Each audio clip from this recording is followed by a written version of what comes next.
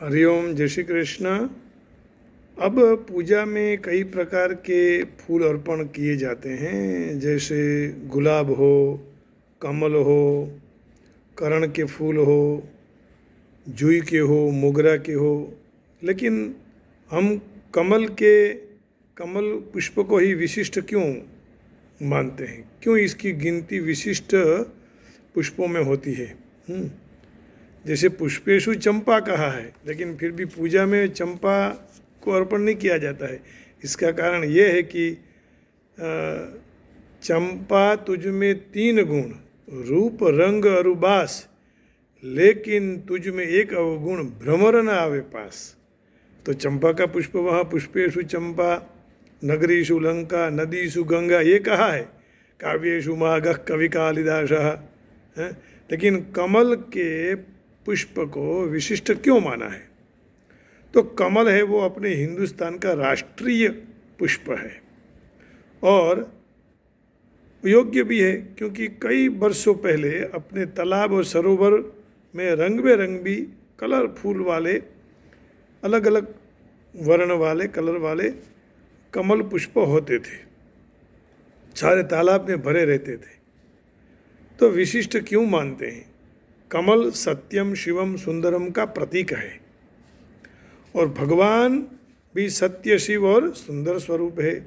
सत्यम शिवम सुंदरम, इसलिए भगवान के विविध अंगों को कमल की उपमा दी जाती है, जैसे कमल नयन, कमल नेत्र, चरण कमल, कर कमल, हृदय कमल, है ना, हस्त कमल, ऐसा बोलते हैं ना।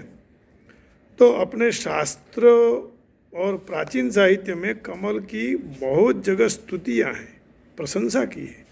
शिल्प स्थापत्य जैसी कलाओं में भी कमल के विविध अलंकारों से सुशोभित हैं। कमल माने अपनी कलाओं से सुशोभित हैं। अनेक लोगों के नाम भी कमल के पर आधारित होते हैं। पद्म, पद्मजा, पंकज, कमल, कमलेश, तो कमलाक्षी आदि। संपत्ति के नाम से देवी श्री लक्ष्मी कमल के आसन पर विराजमान है और उनके हाथ में भी कमल का पुष्प है। तो सब जगह कमल पुष्प व्याप्त है। हाँ, कम मान ब्रह्म और न मलम। ब्रह्म मिल जाने के बाद मल नहीं रहता है, तो कमल है, कमलम, कम अमलम। कौन अमल है? ब्रह्म अमल है। ब्रह्मा जी की उत्पत्ति कमल से हुई है, लेकिन ब्रह्मा भी एक ब्रह्म के अंश हैं, स्वरूप हैं। कई नाम दिए, हिरण्यगर्भ, लोकेश। भगवान के जो नाम है वो ब्रह्मा जी के नाम है, 29 नाम है ब्रह्मा जी के। तो सूर्योदय के समय कमल खिलता है, सूर्यास्त के समय वह बंद हो जाता है। कथा भी आप जानते हैं, जैसे वो गजराज की कथा। तो उस समय वो हाथी के रूप आया और एक कमल में भमरा बैठ गया। रात्रिर्गमिष्यति भविष्यति सुप्रभातम, भास्वान उदेश्यति हसिष्यति पंकजश्री, एवं विचिन्त्य, ऐसे सोचकर वह अंदर बैठ गया भमरा। हा हंत हंत नलिनीम गज उज्जहार, लेकिन कमल को ही वहाँ से उड़ा दिया उसने, मुख में ले लिया, फेंक दिया, मर गया। लेकिन कमल भगवान को अर्पण करने की एक विशिष्ट पूजा है, जिसको कमल पूजा भी कहते हैं। जैसे महिम्न स्तोत्र में विष्णु भगवान ने शिव जी की पूजा की थी कमल से, और एक कमल कम पड़ा तो अपने नेत्र को निकाल के नेत्र कमल भगवान को अर्पण कर दिए। हरिस्ते सहस्रम कमल बलिमाधाय पदयोर, यदेको ने तस्मिन् निजमुदहरन्नेत्र कमलं, गतो भक्त्युद्रेकः परिणतिमशौ चक्रवपुषः, त्रयाणं रक्षायै त्रिपुरहर जागर्ति जगताम। ये उदाहरण है।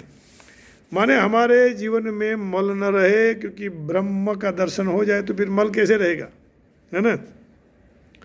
उसी तरह ज्ञान प्रकाश में अपना मन उन्नत होता है। कमल कहाँ पैदा होता है? कादव में, कीचड़ में, और विकसित होता है, तो भी वह विपरीत संजोगों में भी स्वच्छ और सुघड़ रहता है। कहीं तो मैंने ऐसे सुना है कि बारिश भी आवे और तो रात को कमल बाहर आ जाता है, कभी पानी में डूबा नहीं रहता है। तो जीवन कैसा होना चाहिए? जल कमलवत जीवन होना चाहिए। गड़ा डूब जेने संसार में पड़વું नहीं જોઈએ એમ કહે છે। तो उसी तरह भी कमल की तरह सब परिस्थिति में सुंदर और शुद्ध रहना चाहिए। हमेशा लगे पानी में रहने के बाद भी कमल का पत्ता कभी भी जल से भींजा नहीं जाता, भिगोता नहीं, पानी नहीं आता उसके पर, पानी नीचे ही गिर जाता है। दुख और अस्थिरता से सभर दुनिया में अविचलित रहने वाले का ये ज्ञान का प्रतीक है। और भगवद गीता के श्लोक में भी ये बात कही है, ब्रह्मण्याधाय कर्माणि संगम त्यक्त्वा करोति यः लिप्यते न स पापेन पद्मपत्रमिवाम्भसा।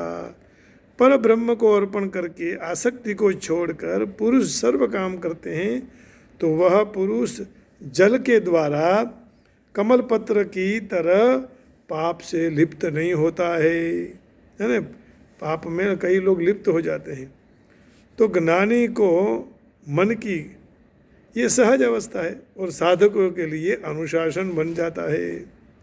तो योग शास्त्र में अपने देह नाम कई केंद्रों के चक्र तरीके प्रसिद्ध हैं। इस हर चक्र कई संख्या में पंखुड़ी वाले रहते हैं, कमर के साथ सरखाया हुआ है। भागवत जी में भी कथा है कि जब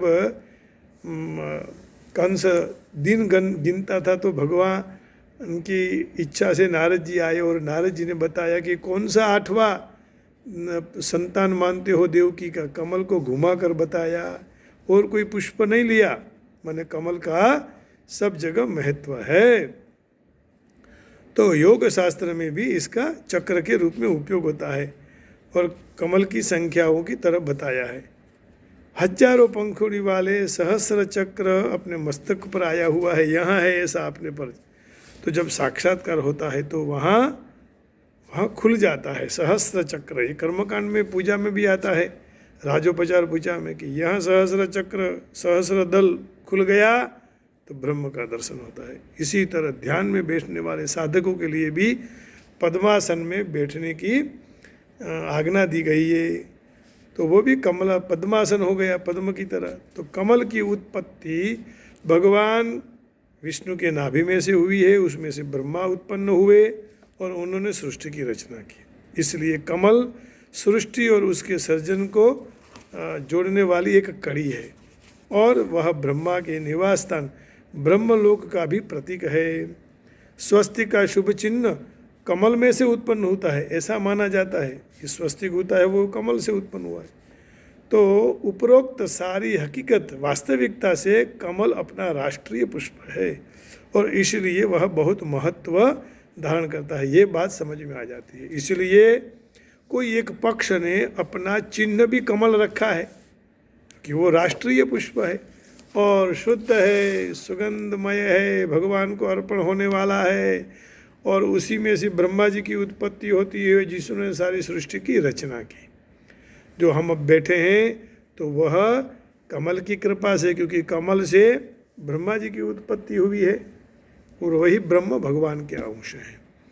तो साहित्य में भी इसकी चर्चा आती है, कमले कमलोत्पत्ति ही हाँ श्रूयते न तो दृश्यते। कमल से कमल की उत्पत्ति होती है, श्रूयते सुनाई दे रहा है लेकिन दिखाई नहीं दे रहा है। तो ऐसी कई बातें कमल के बारे में उपयुक्त उच्चतम श्रेष्ठ कही हुई हैं। इसलिए हम भगवान को कमल का पुष्प अर्पण करते हैं और विशिष्ट पूजा कमल से की जाती है। तो यही शब्दों के साथ यहाँ विराम लेता हूँ। जय श्री कृष्ण, हरिओम, राधे राधे, जय योगेश्वर, जय गिरनारी, ओम नमः शिवाय, जय वेंकटेशा, गोविंदा, ओम नमो नारायणाय।